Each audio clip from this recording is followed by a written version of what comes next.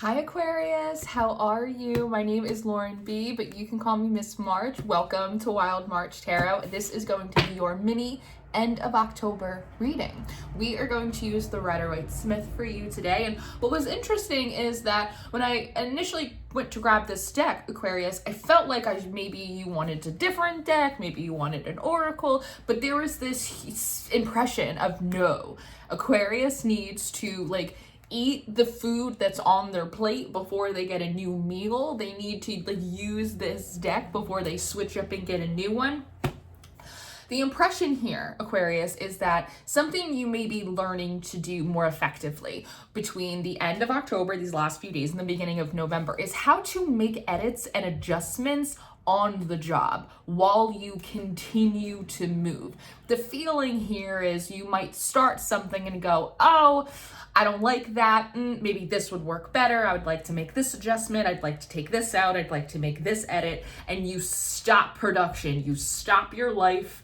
You go in, you make the adjustments, and then it requires all of this energy, all of this momentum to get the wheel to start churning. Where instead, we would rather you be able to kind of continue doing what you're doing, showing up and making those adjustments. Oh, I don't like this card.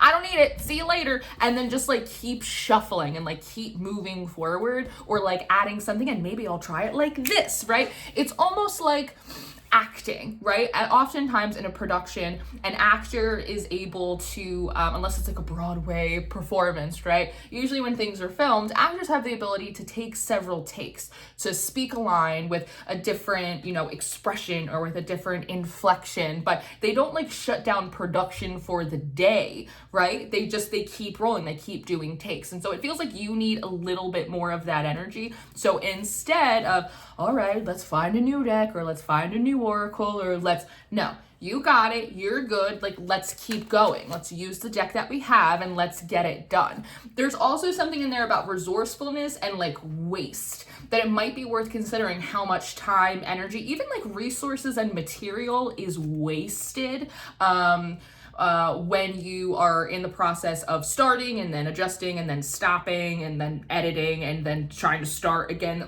There's a lot lost in translation there. And how even though the process that you're moving through, or whatever it is you're trying to accomplish or produce or really perfect, there's almost a feeling of perfection. Gemini in some way, it almost feels like Libra's sort of out of office, and Gemini is taking on some of these more aesthetic, artistic duties of Venus on behalf of Libra. Whereas in some way, I almost feel like you are taking some of the energy of balancing and perfection and all of that, you're taking that off of Libra's plate. So I wonder if there's something interesting about the air signs right now. You're kind of swapping tasks and duties to, I don't know, gain more nuance, or to allow the air signs as a whole to become more well-rounded, within your own domains of sorts. I know that kind of sounds interesting. I don't know if that makes sense to you, but that's the way it's sort of coming through, Aquarius. So let's see. Oh, thank you. Something else that is coming through as well is I got this little dish recently. It's absolutely adorable. But when I looked at it as I started doing your pre-shuffle, I heard, you used to call me on my cell phone, which is just it's a crazy thing.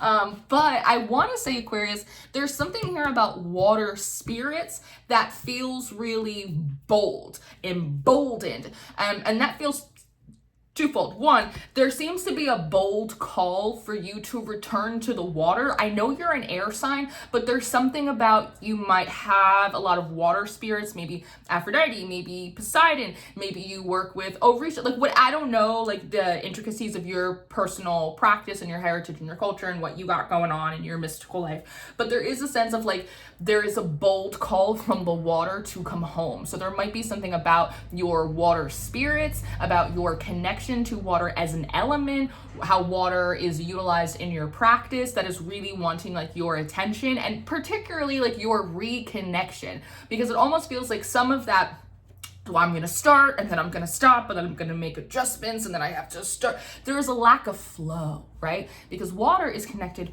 to flow, to motion, to spirituality, to creativity, to life, to water as an archetype is so jam-packed full of like magic and mastery. It's kind of insane. And so when you need flow, when you need flexibility, when you need connection, when you need creativity, reconnect to water. And in particular, again, there may be actually a call here from your water spirits, like, hey, you ain't dropped anything on the altar in a while. When's the last time you threw us a prayer? When's the last time you hung out with us, right? A lot of times your spirits are not just transactional. A lot of times they're intimate, they're communal. They want to spend quality time with you. And so there might be something here about like avoiding the altar because you don't want any more like work to do. But sometimes it really is just a matter of like communion, to spend quality time with your angels, with your spirits, with your deities, with your higher, innermost, deepest self, whatever it is that like resonates for you, right?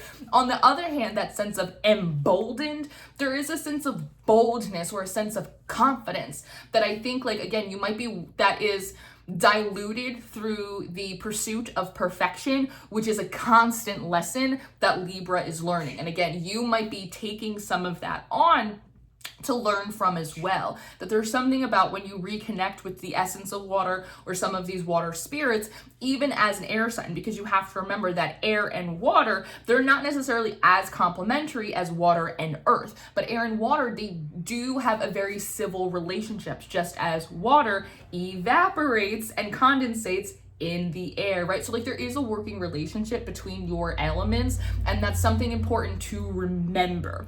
And reconnecting with them through that process, there's something about it that is revealed, or you are reminded of, maybe just the love and connection, whatever it may be. Or almost like I almost see in a meditation. Actually, what I'm specifically seeing is the Queen of Cups from the Light Seers Tarot. Hold please. In the Light Seers Tarot, the Queen of Cups is sat in a pool of water, and she has her hands up and her head is pointed up in gratitude towards the divine, with an open crown, receiving any intuition that like wants to come in for her. And the cup actually flows like right to her. She doesn't have to hold it. She doesn't have to grab it. She doesn't have to seek it. She's energetically, emotionally, spiritually in the right place. And thus the opportunity, the cup, the thing, flows seamlessly right to her. That's the visualization that I'm getting, Aquarius. And so again, I think that there's something about reconnecting to the essence of water, utilizing it again or more dominantly in your practice, and just reconnecting to your water spirits. They help embolden you with more confidence and more flow to kind of do what needs to get done, or get done what needs to get done. Because some of this feels very, it's almost like there's very artistic, there's very progressive, there's just like, there's like open work for you to do. Your work is to open. Your job, you are the opener. You create space where there is suffocation in the idea. You create space where there is suffocation in the project, in the conversation. And that, again, it requires some of these perhaps Venusian, as you're taking on from Venus, Venusian qualities, and it requires water, right? Flexibility, flow, the ability to smooth out hard and rough edges, right? And water is constantly in motion, and when it isn't, it stagnates, it molds, it festers. And just like your creativity, your objectives, your projects, they can as well, when it is not an appointed resting season or rest stop, right? So again, there is a bold call for you to return to the water or to reconnect with your water spirits. Maybe. I'm hearing some of you ask me if the water has to do with the womb and a womb cleansing and a womb clearing. It is possible, but it feels as though those of you that have required a womb healing, you are in the like final stages of it, and they're showing almost like a stitching up. So for those of you that did and have required a womb healing, your cycle has probably been kind of out of whack for a while, and you've probably had days where you've woken up and gone, I feel like a different person. Like my body feels different, it feels better, but it feels different. Like you got a healing in some way, and like the normal way, the normal body noise like isn't the same for you, is kind of how that wants to come through. And you might be in just like the final stages of the womb healing. It's almost like they did it for you. And sometimes you have to be hyper participatory in your own healing. And sometimes like the angels, ancestors, entities, deity, whatever it is that you vibe with, sometimes they just come in and they just throw you a solid in the middle of the night. Feels like that happens. So they're just going and stitching up. So for those of you that are connecting this to a womb healing, that was required. Feels like that already kind of went down, and now it's just the process of like adjusting to the new normal, adjusting to the new body noise, and sort of like a stitching up of sorts. It sounds weird, it feels weird, but it actually feels better in some way. But again, in addition to the bold call forward, it's also they will embolden you to keep going and to stay in flow, even when the habit in the past has been to stagnate. Is there anything else that wants to come? You stick on me on my cell phone. There's also a sense with that, there's a sense of like fun and play and like comedy and like being silly. You might be like, you might be wound a little too tight, Aquarius, and they're saying something about like clock rung. You need to get your clock rung. And that doesn't necessarily have to be like the double entendre. It could just literally be like almost like school's out for summer, the bell rings, like knowing when to leave it on the field and like when to go home, knowing how to like leave work at work or like leave the content on the platform and like go back to being like a person who has fun and is silly and can dance in the kitchen and like do all of that stuff. There needs to be like a separation of, I don't know, church and state in your life in some way. The Nine of Cups and the Magician, so that way you can retain. Again, there's boundaries here in some way. And don't forget, you're ruled by Saturn traditionally, and Saturn is like Libra specifically. That Venusian energy is exalted in Saturn, so there is also something here about creating better boundaries between like what is work and what is play, and like when is your creative time, that allows you to maintain more energy to create, to manifest, to call in. And don't forget, right here, the Nine of Cups is Jupiter in Pisces, right? A lot of friggin' water. And so again, do not be afraid to return to the water, for that is where your magic lies, and that is a key element that might be missing from whatever your manifestations or your prayers or your projects are.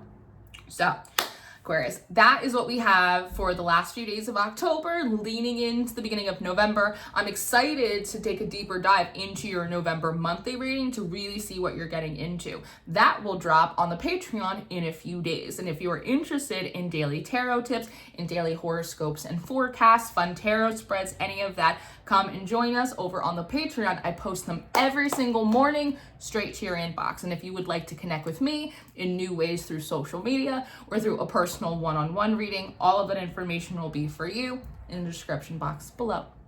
So that's what I have, Aquarius. I love you so much. Thank you for spending this time with me. Thank you for letting me into your energy to read for you. I hope these messages were entertaining. I hope they were supportive. I hope they were productive for you. And I will see you in November. Goodbye.